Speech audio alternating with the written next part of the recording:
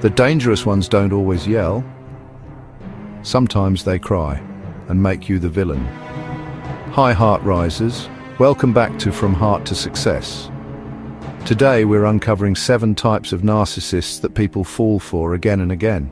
Not because we're weak, but because we're wired to see the good in others.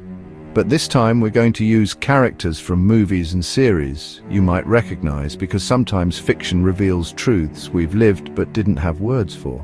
Don't forget to hit subscribe.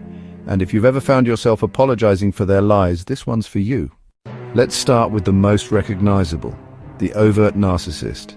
Loud, charming, arrogant. They love being admired. They dominate conversations. At first, their confidence feels magnetic, until you realize it's just a mask for their fragile ego. Character example, Jordan Belfort from The Wolf of Wall Street. He's charismatic, bold, and always the center of attention. But it's all about winning ego and exploitation. Red flags, constant need for praise, rage when criticized, dominates group dynamics. These next ones are the trickiest to spot. The famous covert narcissist. Quiet, self-pitying, emotionally manipulative. They don't brag, they bleed. They make you feel like the bad guy for expressing your needs. Their sadness becomes your responsibility. They weaponize wounds for power. Character example, Joe Goldberg from You, Netflix. Joe acts like a romantic protector, but he uses pain, guilt, and obsession to justify control and even violence. Not all narcissists want attention. Some want your pity. It's their most powerful form of control. The cerebral narcissist, obsessed with being the smartest person in the room. They dismiss your feelings with facts. They use intelligence not to connect, but to control. Character example, Frank Abagnale Jr. from Catch Me If You Can. He manipulates through intellect, lies convincingly, and sees others as pawns in a game he's always trying to win. Red flags, dismisses your emotions as irrational, constantly fact-checks, mocks your intelligence subtly. The somatic narcissist, obsessed with appearance, sex appeal, physical perfection. Their worth comes from how they look, not how they love. They flirt for supply. Their body becomes a lure. Their love often feels like performance. Character example, Miranda Priestly from The Devil Wears Prada. Elegant, commanding, and cold. Her image is everything. Beneath the luxury is emotional emptiness and control, red flags, seduction used as manipulation, shallow intimacy, constant image maintenance. The altruistic narcissist. I'm the most selfless person you'll ever meet.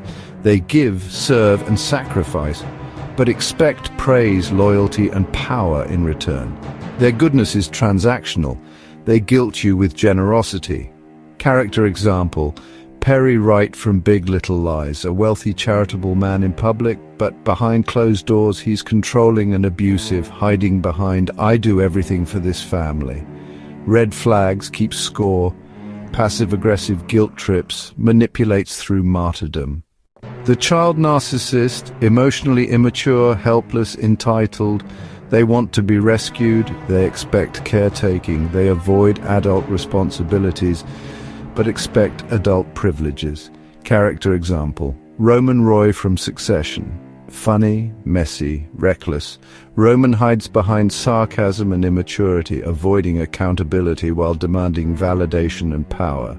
Red flags, excuses bad behavior with trauma, always the victim, emotionally unreliable. The malignant narcissist.